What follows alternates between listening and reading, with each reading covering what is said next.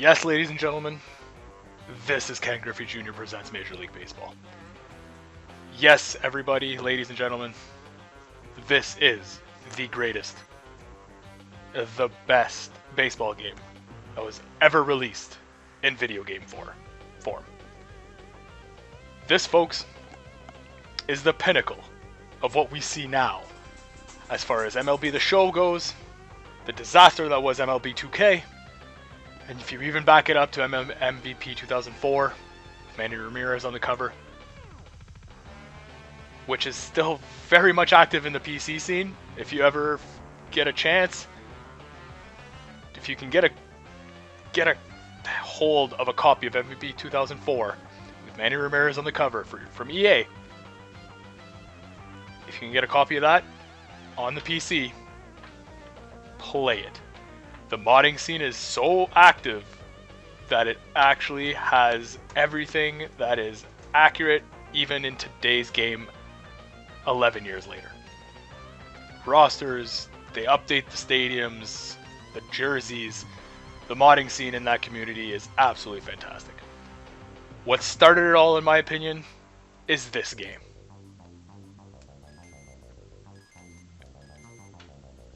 I didn't want to do that. Let's back that up. There we go. This game here, folks, is, like, I can't stress enough. First game to have a real full-fledged season.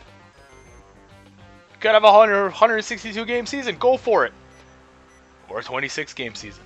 Because baseball can be kind of long. And for those who play the show, they understand that. And even San Diego Studios, the ones who make MLB The Show, actually recognize that and actually have now allowed you to carry over your saves from year to year. You can still buy the new game, but at least your saves carry over.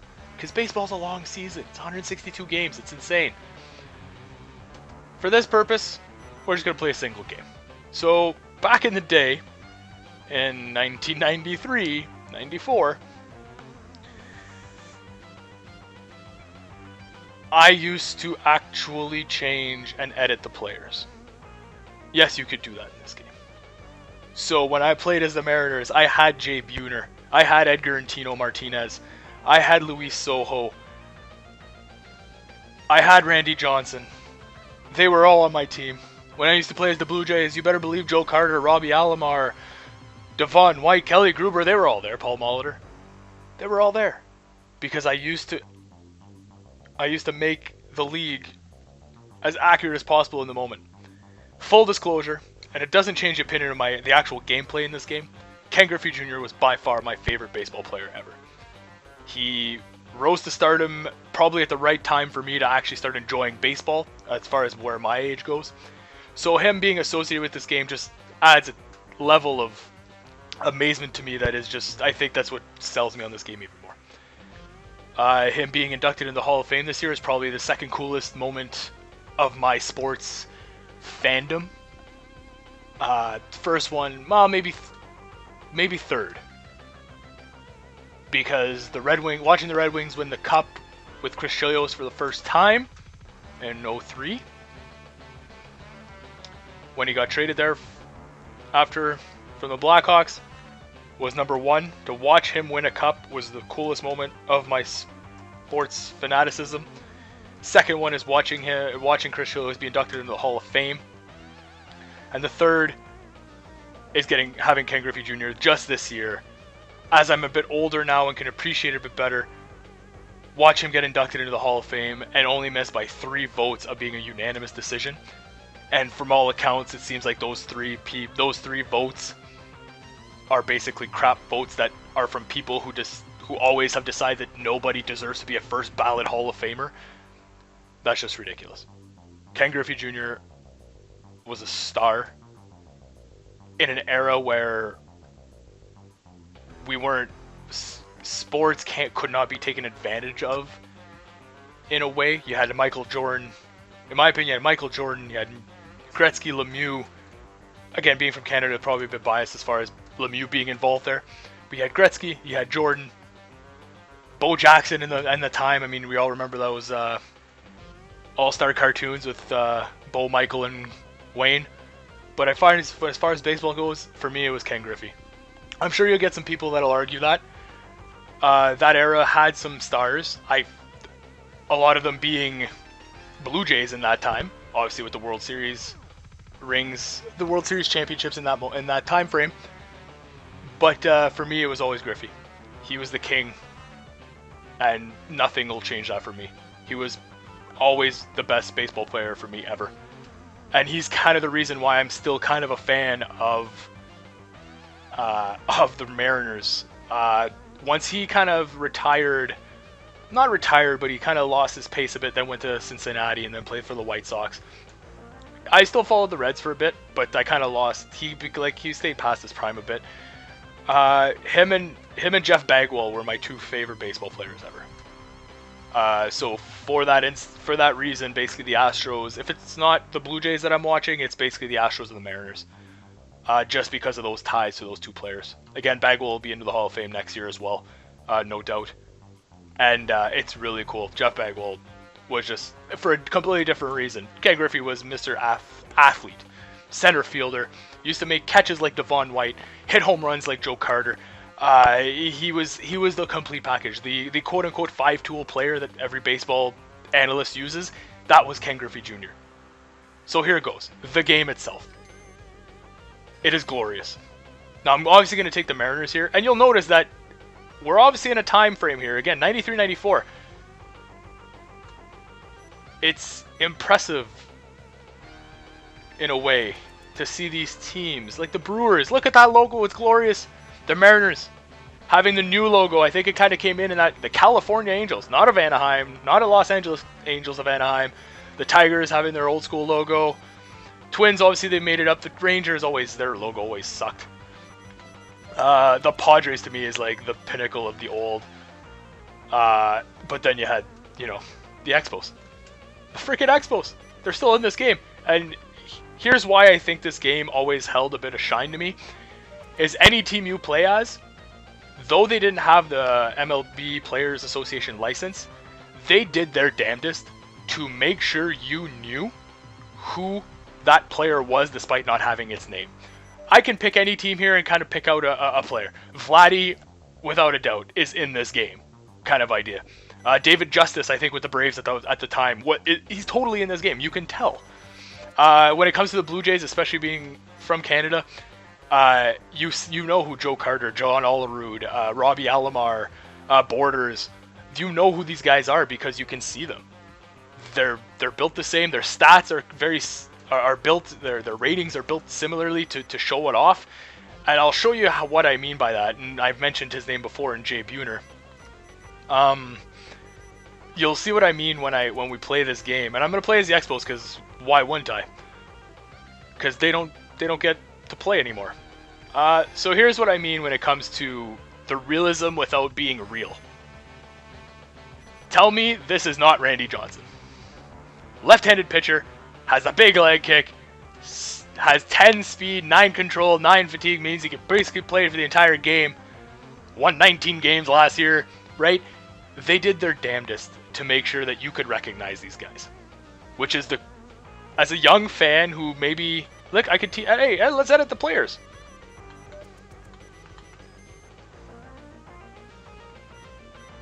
So when I say I know who Jay Buhner is, I could change his name to Jay Buhner. And I did this for every team, would start seasons and play like I would go through every roster, fill out every guy, and go from there. And at the end of the game, it was really cool. The news thing, the little newspaper basically of the summary of the game was always a nice little bit there. So we're going to play with DH on, we're going to play manage, auto field, yeah. Fielding's obviously the hardest part of this game. But it's not difficult. I come from the era of Nolan Ryan baseball. I don't know if anybody else knows about this game. I know my brother Corey does because we played that game. Nolan Ryan baseball is a terrible game. Terrible, terrible game. So here's the game, guys. Nolan Ryan baseball used to, every fielder would move at the same time. So if I was controlling the left fielder, the center fielder, the right fielder, the third baseman, everybody would move. It had no difference. So, here we are. So I go left and right to change my position on the mound. I press B to pitch. I press A to check off, to attempt for a pitch out. And that's about it. Literally, that's it. I use the arrow keys. Forward, obviously, is a fastball. Basically, back on the directional pad basically creates a changeup. And then or a very slow curveball like this one. Or I could just throw it right on the corner. Fastball! See, so here's where like no, I don't want to call it a lag, but there's obviously that transition phase between hit ball and fielding. That's what makes fielding hard. Aside from that, it's an easy fielding game. I tried to dive for that one, almost got it, but here we go. And you just pitch it back. I press B to pitch it back, and I use the directional pad to pitch to the base I want. That's simple. So just like that, I will pitch out, save. The sound in this game. I don't know if you guys can hear it, if I'm talking a bit too loud over it, but I'm going to turn the volume on this up a bit. No, that's actually probably a bit too loud, actually. Sorry, guys. But the music in the background plays all the time, and it fits perfectly. The umpires, with their forcefulness in their voices. To me, like this, as far as sports games goes that didn't have any play-by-play, how can you go wrong with this music? Oh, I can also press A to, like, in case I want to catch a runner in a rundown. So I think I just I just popped out Vladdy, so that's good. Oh no! Oh no! I just hit the wall! Oh no! Ah! Jay Buhner just smacked himself into the wall. Yeah, so that happens, and it's hilarious every time. So Larry, that was actually, you know what? That was probably Larry Walker who did that. Who hit that against the wall there. Funny enough. So here we go. So this was always, to me, I think it was Luis Sojo or the shortstop. I can't remember which ones was which. I'm pretty sure Luis Sojo was the... Oh, runs it out. Excellent work. Excellent work. So here you go. B's to full swing. Y's to bunt. I can press X to lead off. And that's going to go nowhere fast. So we're just going to run back to the base. So to run to the... Oh, no! Oh! I did not expect that. Okay. So B moves forward bases. Again, using the directional pad to hit. I just want everybody... This is Ken Girffey Jr. Can you see the earring? I can see the earring. Ah! So again, everything's... B is to move forward, A is to move back, directional pad is to the base you want. Hey, it's Jay Buhner. Everybody's favorite muscled up, ball chewing, home run hitting mother. And that was a terrible inning. But yeah, you get the point of this game. It's awesome. Everything works. You don't have to think about it too much. Like when you really think about it, I think Triple Play 2003 is a game that kind of, or maybe 2006, I can never remember when Triple Play came out. I didn't control him. He was actually running the first to cover the base, so that worked out really well. Used the reticle basically to hit, which was always cool. And ever since then, that's been the go-to. MLB The Show, I know, has a feature that like you can just aim. You don't have to use the reticle version of it. You can just kind of aim your bat, which is basically comes from this. Like I'm just kind of aiming my guy in a certain spot, and timing is everything. Because at the end of the day, that's what it is. I was late on that. That was a bad swing, but it's one of those blooper hits. I'm not going to say the physics are great in this game, because they're not. It's a Super NES game, for God's sakes. But it hit so many marks. I played seasons upon seasons in this game, and that might actually fall. Nice. So many seasons in this game trying to remake the actual real... Oh, I tried to sneak one in there. Trying to remake the actual league and just... Oh yeah, that'll fall in. That'll fall in. Nice. And yeah, this game I had so much fun with. Yeah, and the third base coach was telling me to go, but I don't think that was exactly a wise idea. Hey, we're just gonna take that. Single station to station, folks. Station to station. But yeah, this was this game.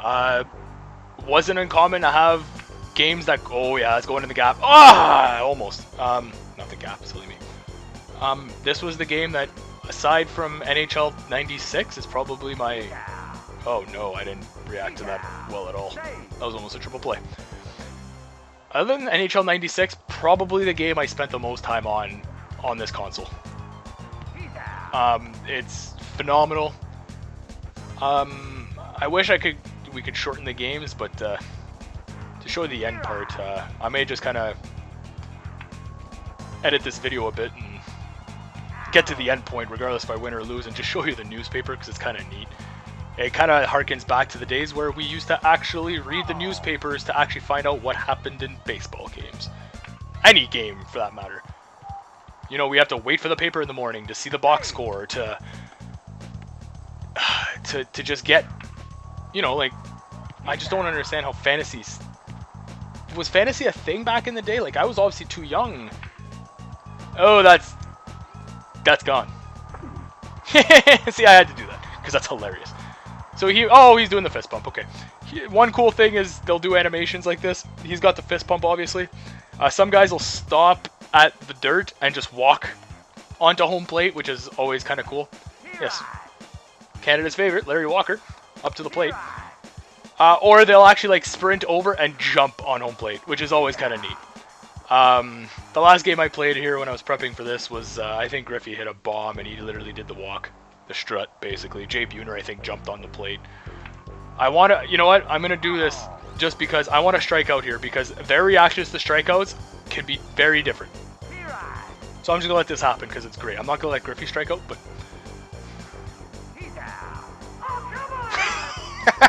They get so mad. So mad. Some of them do. Some of them, complete dejection. It is the greatest thing in the world. They just put their shoulders down. Oh, no, can't do that. They just literally put their shoulders down, head down, and just like look like they walk right back home. Right back to the dugout. That's not going to go anywhere, Jay, you piece of crap. 6 hits, 1 run. Whoa, what's going on here? I didn't hit that, did I? Weird. Maybe like... It says, I am playing on the original SNES, literally my original SNES. So sometimes, like, port 2 unfortunately doesn't work. I have 3 controllers, and it's not the controllers. It is the port, which sucks. And I think I'm getting into the same... I think my cord might be a bit... because, yeah, some things are happening. But yeah, my port 2 doesn't work. So I can't play co-op. Oh, you dirty man. So that kind of sucks. There's going to be another game that I'm going to go through here in this series, probably eventually. It's called Looney Tunes Basketball, or Looney Tunes B-Ball, excuse me. There is no official basketball terminology here. I remember me and a buddy, Will used to play this non-stop. That also had like a tournament mode. Think of NBA Jam, but just Looney Tunes with wacky, weird, fun things. That might actually fall. Oh, he came back. And that's a game that co-op was the funnest co-op game. Baseball games are inherently not good at co-op because, oh, I know where you're pitching and I know where you're, you know, like it was never actually a fun thing. But I remember me and my brother used to, basically, like, it was like, okay, it's your turn to play. Like, if one of us was around, we'd play a game, and then someone else would just pick up the controller later on and play a second game in our season. Like, it didn't matter, because obviously the save file was literally one season, right? You couldn't have multiple seasons going. So most of the time it was just, okay, your turn. Like, whoever was home and wanted to play, they would just play our season. So obviously we'd get through a bunch of stuff, a lot of the season, just by both of us playing it. Whereas Looney Tunes Basketball is a perfect co-op game. NHL 96, obviously, but that was another thing, right? Only one save file, I'm pretty sure. So we had one season, and I actually remember keeping stats like on paper. I think we were the Leafs, just as a joke, and Ty Domi and Kenny Janssen were our top 2 scorers. Because there was a glitch in '96, in NHL 96, where you would, if you were going upwards. Oh, that's a good hit. If you're going upwards, if you came down the left side, he's out. Like Edwin Encarnacion trying to stretch a double. that if you came up the left side with a left-handed shot, you could just press up and shoot. As long as you were holding up on the D-pad while you were shooting, it would basically always go in.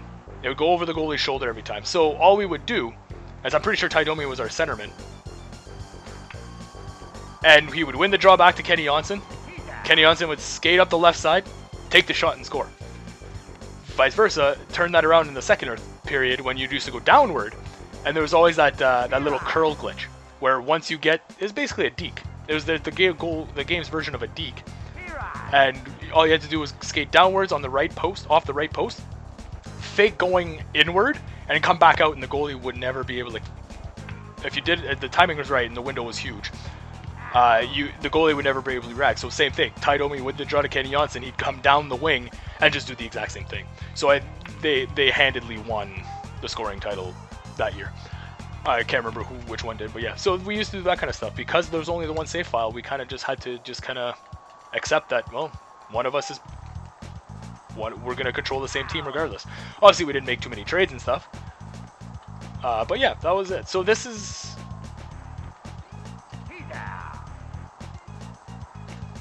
What inning are we at? 6? I think we could finish this off. What are we at here? 20 minutes? Yeah, that's not that long. It's a pretty good game. It's a close game, which is different from my last one. I think the last one I was up 10-1 by the 4th inning, but we got Dennis Martinez on the mound here, I think. It's definitely not Pedro. That mustache tells me it's Dennis Martinez. Girffey's just struck. Oh! Good. All right, Girffey's on base. Here we go. Jay Buhner at the plate. 1 down, 6th inning. Girffey taking his lead. Oh no! Okay, good. He didn't take the run, because I was telling him to run there. That was dangerous. This, I believe, is Tino Martinez. I think Edgar's next, who we obviously won't get to see. Randy Johnson still seems... So you'll know. I don't know if you guys noticed it when there was guys on base, but they actually, like, the animation of the pitcher changes, or the stance anyways. They go into, like, basically stretch mode. Watch. They'll see? Notice how he's not facing forward? Like, he's actually in technical stretch mode. Now, is that a stretch as far as, like... Did you see that hop? That was a great hop. Double plays hop. It works. That's what I mean about this game. There were so many little things about this game that made it almost ahead of its time. Because I don't remember Frank Thomas Big Hurt Baseball was good. It was more realistic. But that didn't come till a few years later, I don't think, when you can actually pick your pitches, and that's where, like, the genesis of that was the next step in gameplay, was playing that, like, picking your changeup, your curveball, your yada yada yada, and going from there. And that was, yeah. So I remember Big Hurt. I was never a fan of it because it was, I think, too real for my time, quote unquote. I still loving the arcadiness of this. Because look at it, like, it's a 2-1 game, it's tight, everything's working out great. I'm not making this picture work at all, which is a problem of mine in every baseball game I play. That's a good single, But yeah, this was childhood memory, man. Like, this is what I'm living right now. It's over his head, nice. It's neat. I'm glad my Super NES is still there. I don't have my original Nintendo anywhere, my NES. It's not my possession anymore, which is a damn shame, because that would have been some super fun. I'll probably look to get one eventually, if this whole website thing takes off, and probably picking up an NES and doing basically like a retro game portion of the website, I think is a really good idea. I think nostalgia pops are always good for everybody. Kind of brings us back to our childhood, because I think we kind of forget our childhood a bit, and I think this is kind of like this. Like, I'm excited. Like, I'm a 31-year-old man, and playing this game, I kind of forget that life exists at times, because I'm harkening back to an era where I didn't have to worry about a lot of stuff. I was playing a video game. It was Ken Girffey. It was awesome. Everything about this was wicked. But yeah, so nostalgia is a funny thing. It can kind of sometimes taint our opinion on things. But I'm sitting here right now playing it, and I'm enjoying it. It's not. I'm not sitting here with rose-colored glasses saying this is the greatest game in the world and everybody should play. I'm actually playing this game right now and telling you that it's fun, and I'm still enjoying playing it. I'm not sitting there from my couch and just saying this game was awesome. Everybody needs to play it. I don't care what anybody says. Oh no! I just screwed up. I forgot about that. That actually worked out well because then you got to see that. Yeah, you can run over the catcher. And most of the time, I don't think he ever drops the ball. I could be wrong about that. Corey, you might be the one to actually correct me on that if you ever remember that being the case, or anybody who's familiar with Ken Griffey baseball. Side note, Ken Griffey Jr. 2 actually does exist. It's not a game I've ever played, because I had this one all this time, and I didn't need it. Which is a far cry from what I do now with my sports games, unfortunately. I waste my money a lot. Buying every single year. But yeah, so Ken Griffey 2 basically came out a few years later. I think it maybe, I want to say 97, don't quote me on that. But yeah, never played it. Probably cleaner graphics, I'd assume. I don't know about the gameplay. Well, it looks like we're going to lose this game. We're not getting many hits. And that risk from third was dumb, to say the least. And we're just popping balls up everywhere. You know, we'll finish this in the under 30 minutes. It's actually pretty neat. I'll accept that. It's not a terrible video. Find the hole! Nice! Blue single. Alright, so we may go to extras. I don't know. Of course, I want to finish this under 30 minutes and then look what happens. Okay, yep, that's a good change-up, Dennis Martinez. And that's game. So at least you'll get to see the newspaper. So this is, for kids watching right now, this is how we used to get our stats. We didn't just used to log on to NHLMLB.com and pick up anything or go to Yahoo. This is what box scores look like. Sometimes, based on the score, they'll say like pounded 10-1 or whatever.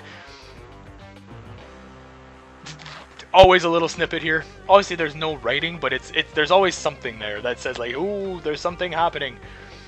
And then that's what a box score looks like. So many hits. We didn't do much though. Jay Buhner struggled.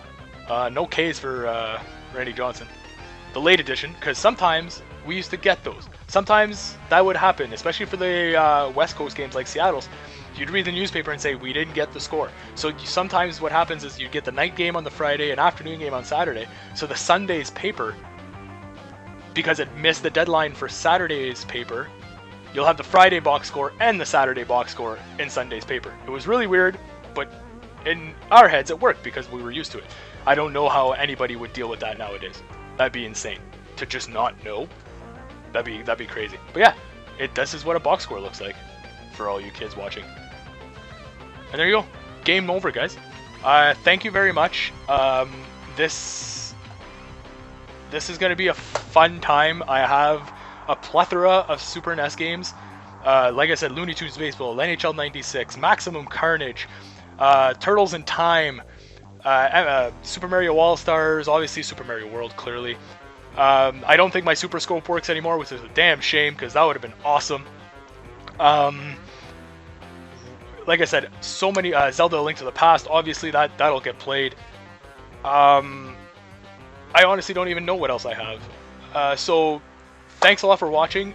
Let us know if this kind of stuff is something that's up your alley, because I know Travis has his N64, I think, PS2 at least, and whereas I don't.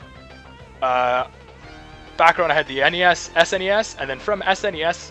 I literally did not have another console until the original Xbox, which is also something else I have which easily could work in this format as well. So thank you very much again. I can't say it enough for watching, and comment, let us know on the website, on the YouTube channel, how you guys are receiving this, if you have any suggestions or what have you about getting something done about this, because I'm doing this right now and I'm doing this completely blind. Let us know what you guys like and what you think we can do better. Thanks a lot, guys. Till next time.